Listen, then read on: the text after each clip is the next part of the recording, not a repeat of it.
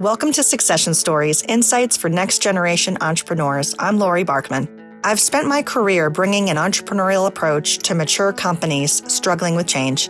As an outside executive of a third-generation, 120-year-old company, I was part of a long-term succession plan. Now I work with entrepreneurs, privately held companies, and family businesses to develop innovations that create enterprise value and transition plans to achieve their long-term goals.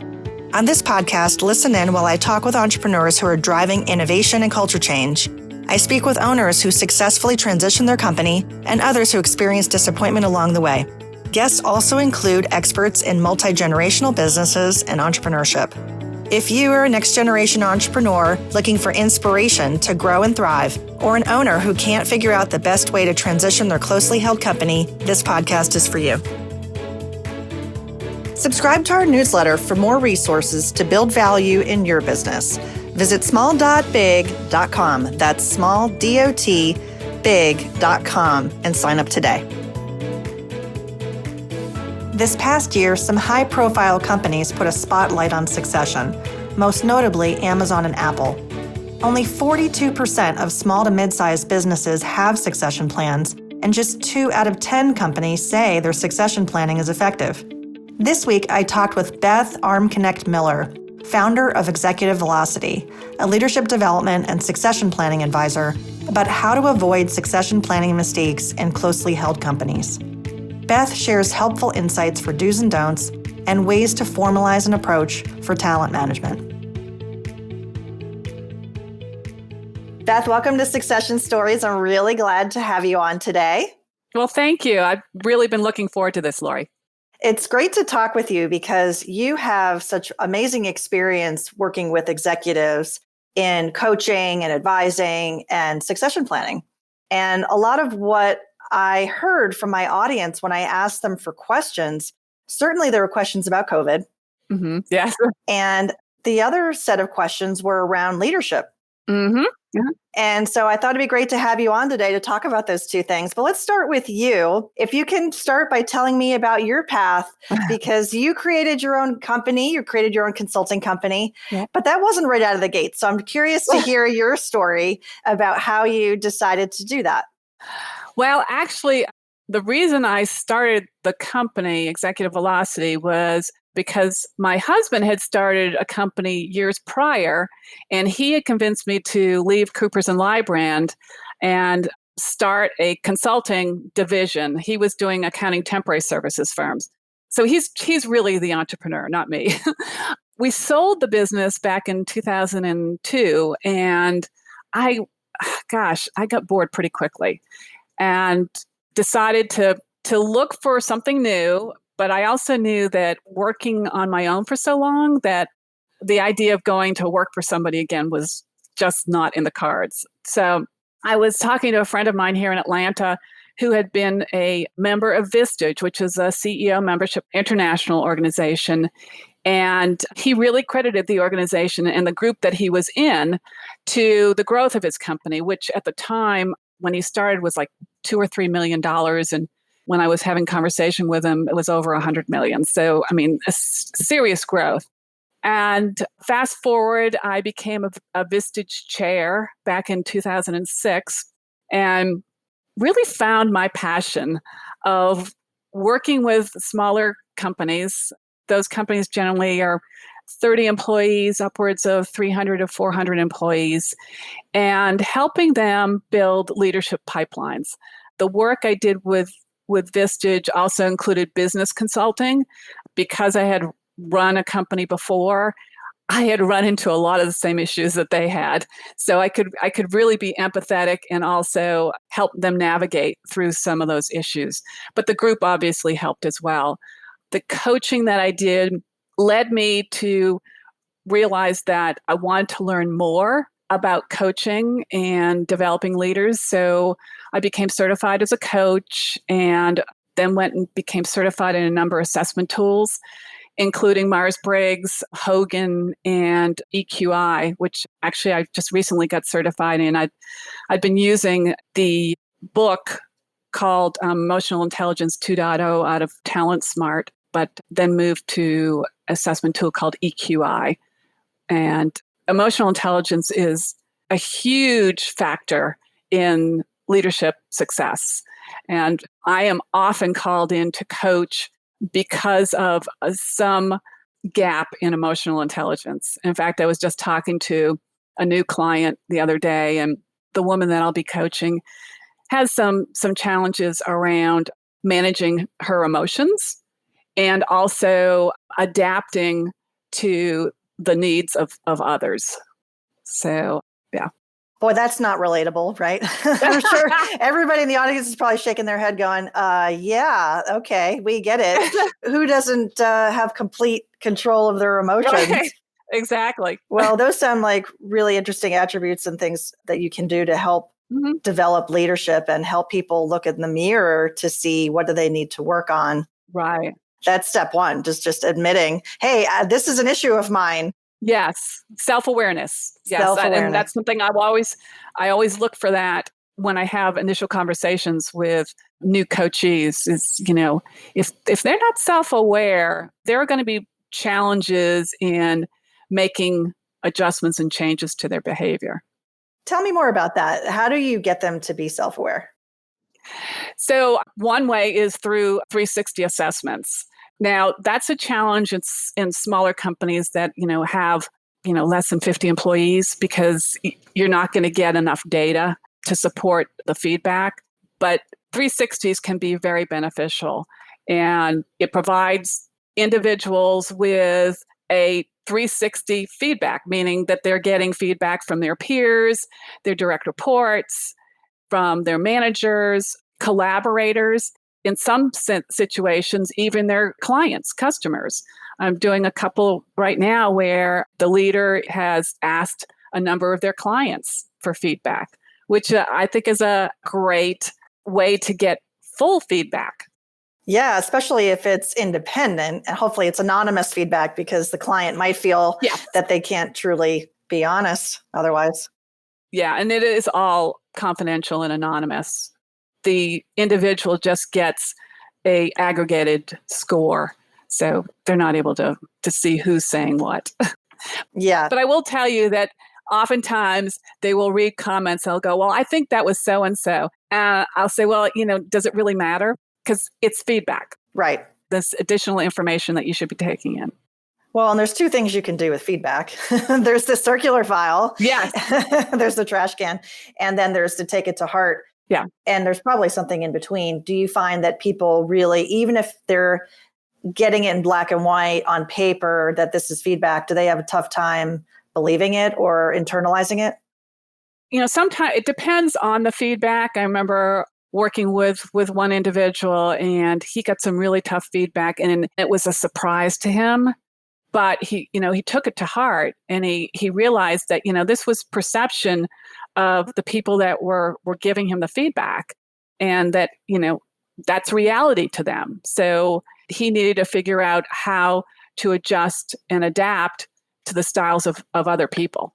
Right. Yeah. So the show theme, as the name insinuates, with succession stories. Yeah. Well, I love to talk about transitions and succession. Mm-hmm. And succession can be in a general company setting. It doesn't have to be a family business. Right. But I'm curious if you've seen any differences with working with clients of those two categories, where it's a privately held company, maybe founder-led, versus this is second generation, third generation, et cetera.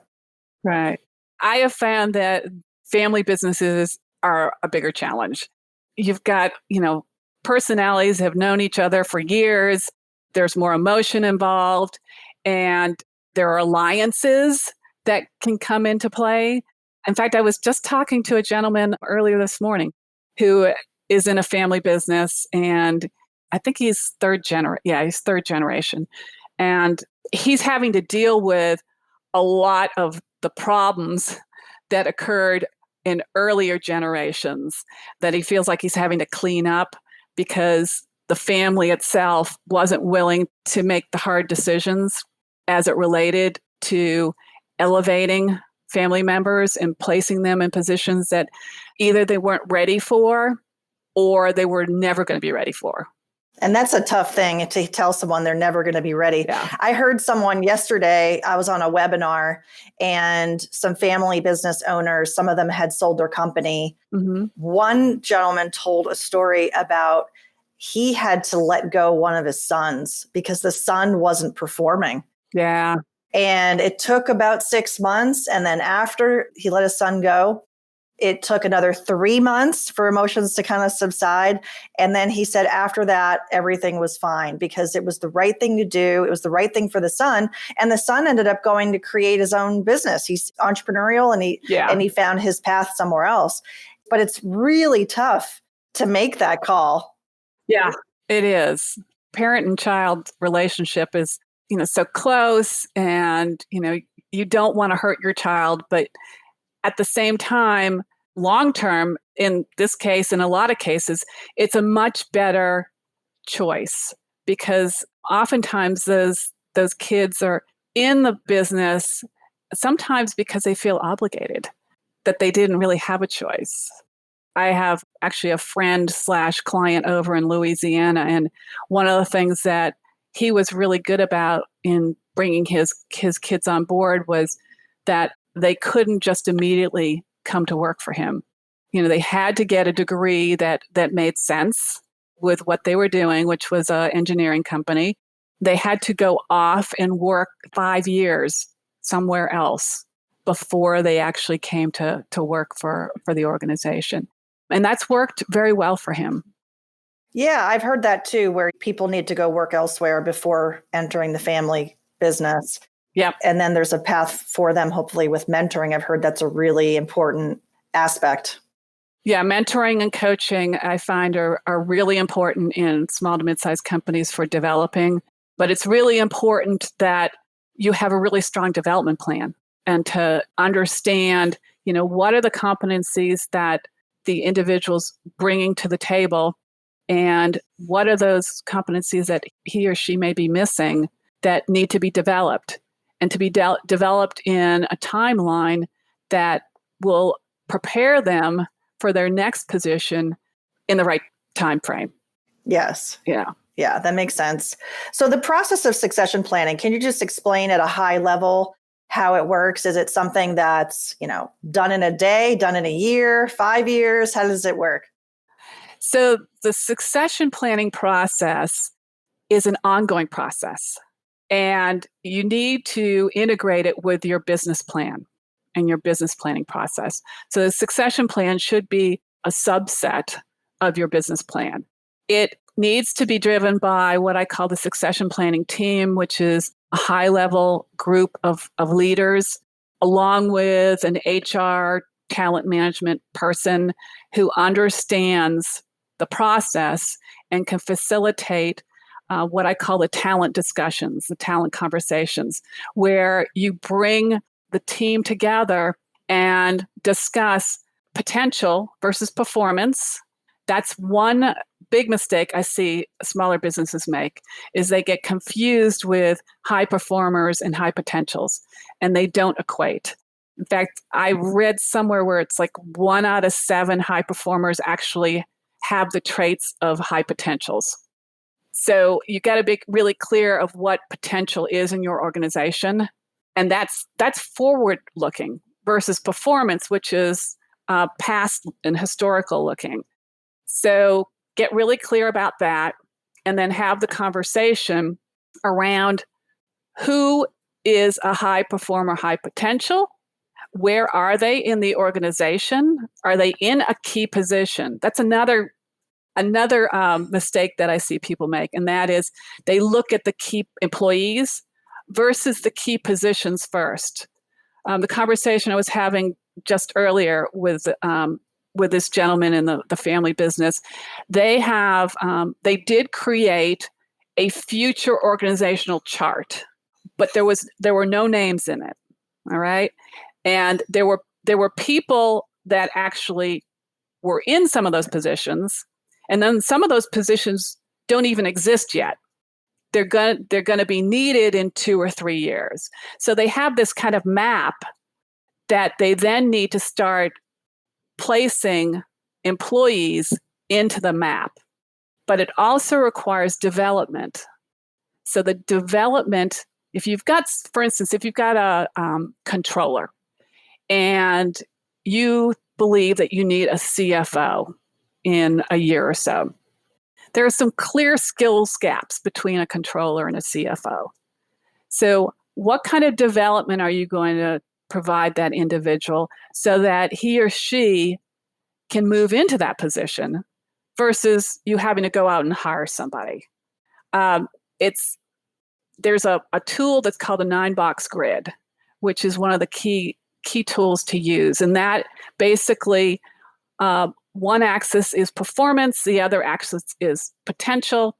And in the talent conversation, you start plotting your employees in this 9-box grid. Then what you do is you then move those names to the key positions. And you're able to then start seeing, okay, we might have 1 or 2 people that are available for this position in the future. How do we start developing them? So the development is ongoing. And then you're continually measuring the performance and the development of those individuals to align with your succession plan. So if you've got somebody that you feel is going to retire in 5 years, well, you've got 5 years to develop that individual or individuals. If you're lucky enough where you've got 2 or 3 people, you've got a larger organization, then you are measuring them as they develop. And it's a continual talent conversation. I love how you've described that. And I think there's a couple of key things here. One is that a succession plan is a subset of the overall strategy plan or business plan. Yeah. And that's a point that I like to reinforce with the audience, that it doesn't sit alone. Right. And the way you described it was so great, because you're right. You have to be future thinking. You can't just look at someone's past performance and say that that's an indicator of future. It's certainly important, but if the future skill set or if the role is just so different for that individual, you really have to figure that out. There might be a gap. And that was my experience too, when I worked for a very, very large company that people would know the name of if they heard of it, but they have an excellent process and they use the 9-box. Mm-hmm. And we did that with our teams to talk about future potential. So I can visualize that. And I'll include a link to that in the show notes for folks that maybe aren't familiar with the 9-box grid. But sort of transitioning here on the talent side or the employee side, do you find that typically they are in the loop, that they know that there's this grander plan being discussed about them? No. I think part of it is people or leaders are concerned that, if they start having this conversation around, well, we want to prepare you for this next position and things don't go right, then they've got to have a more difficult conversation. What I encourage companies to do is, first of all, to communicate to all employees about what potential looks like to the organization. What are the behaviors that they are looking for in employees that would show them that they have potential to either move up or across and take on some other role that will expand their career? It doesn't have to be up. And I think that's really important, especially today where there's so many companies that are a lot flatter. And you need to, instead of looking at the performance and the pathway of an employee up, it could be a latticed effect where they're moving across and up, or you're enriching their job, where you're expanding what they already have with adding on additional responsibilities. That may mean a larger team. So it's not just about moving up. But I think the conversation really, we could sort of debate this. I guess there's no one answer. But for high potential people who are really contributing at a high level in an organization, they kind of want to know what their future entails at that organization. Otherwise, they might say, I'm going to move on to greener pastures. I'm looking for more opportunity. So there's a push and a pull on that. Yeah. And, I definitely encourage career conversations with all employees, whether they're, your average performer or high performer, high potential. And those career conversations will allow you to understand what are they looking for, and then how can you help them get there.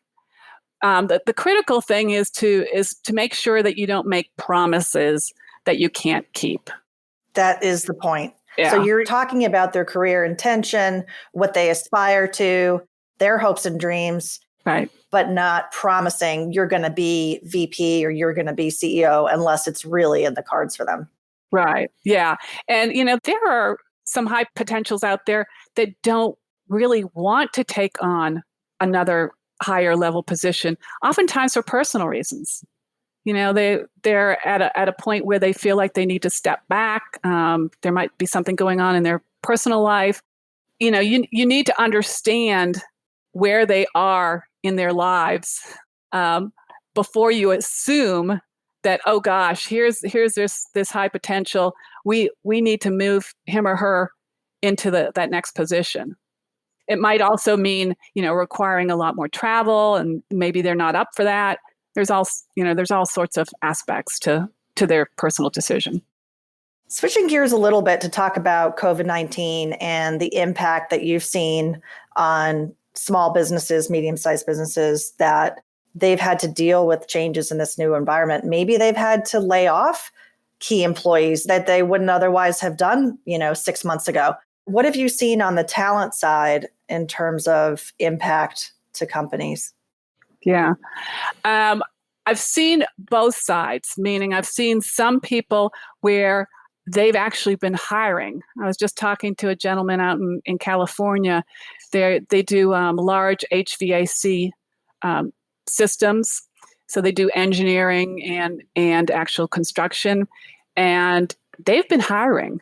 There've been other smaller organizations that have had to let go, and they've seen that opportunity, and they've been able to take on new talent. Now, on average, that's not what's happening right now. Unfortunately, it's more the reverse, where people are having to downsize as they wait for the economy to rebound, and that's having to let go of anybody, whether or not it's for performance or not, is difficult. It's especially difficult when individuals, it's totally out of their control. And, we're all dealing with COVID, and we're all being impacted some way. So the conversations that they're having, they're trying to do it oftentimes with furloughs versus letting people go. But they're now at a point where I see them making some final decisions. We're 6 months in, they furloughed people, and now they're feeling like, okay, PPP's running out. I need to make some decisions in order for the good of the organization to be healthy. And these are tough decisions that companies are making. Like you said, is it performance-based? Is it tenure-based? It's probably maybe a combination of things. And it's hard to know, but I wonder about the impact on the remaining people in the organization, right? They might feel guilty that they have their job and their colleagues don't. They might be sad. There's a lot of emotion there. Mm-hmm. We started this conversation talking about the emotional quotient, the EQ. Yes. What kinds of conversations have you been having with CEOs and leaders of these companies to help them through the emotional side of COVID? Yeah. Well, one of the issues that I see as it relates to the leaders specifically is they're exhausted. They've used up a lot of their emotional energy reserves, and they need to be able to step back and regenerate. I spend a lot of time with them exploring how do you, in short periods of time, get some time for yourself and be able to kind of balance the needs of your employees with the needs of yourself. It's the old adage of put the oxygen mask on first before you try and help somebody else. And if if leaders can't help themselves, how do they have the energy to help others? And there's some that have been struggling with that. They're the ones generally that are in those smaller organizations that have some really huge financial strains, and it's almost like they're on the edge. Mm-hmm. And it's really difficult to have those conversations with them. Really hard. I can imagine. Yeah. Yeah. If they're feeling on the edge financially, they're probably losing sleep. They're not, eating, taking care of themselves. And then that's just going to be a downward spiral. And their decisions aren't as good either because they're cloudy. They've got all this other stuff around them. Right. Yeah. Right. Yeah. No, that's not a good place to be.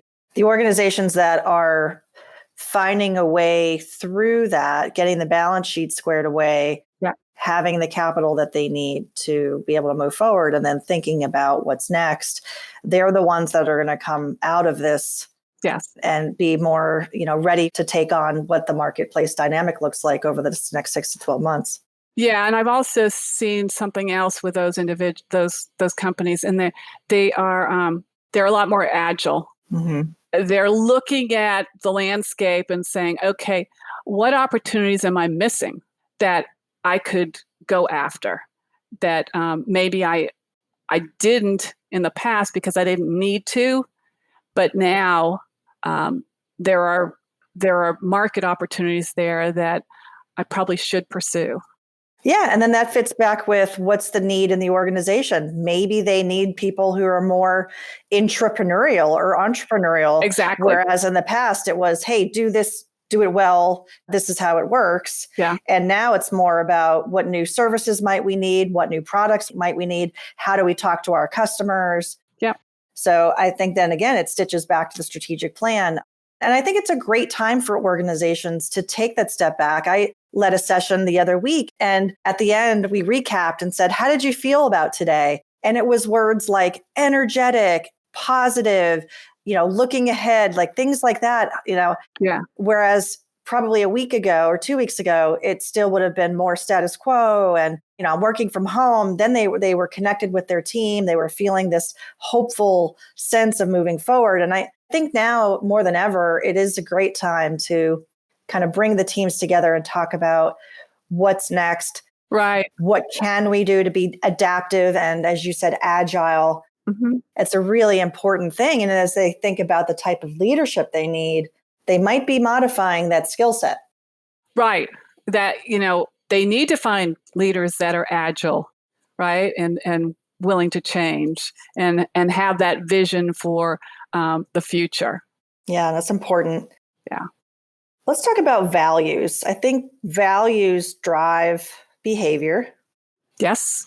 And certainly incentives and alignment in an organization. And regardless of whether it's a family business or not, they need values to have as the pillar or the foundation. Yes. How have your clients' company values driven their decisions at this time during the pandemic? I think the ones that are the strongest from an organizational standpoint are always going back to their values and asking the question, okay, does this decision match our values? And that, they have that conversation as a group, as a leadership team. They drive values through the organization on a really consistent basis. The gentleman in California was talking about they're a fairly new organization. They've only been around for about 6 years, but they've managed to grow really very significantly. And he had a little brochure that had the mission, the vision, the values, and then the specific behaviors, which I thought was excellent, because a lot of companies will have their values, but then they don't drive it down to what are the behaviors that show us that you are representing the values. And so he had a list.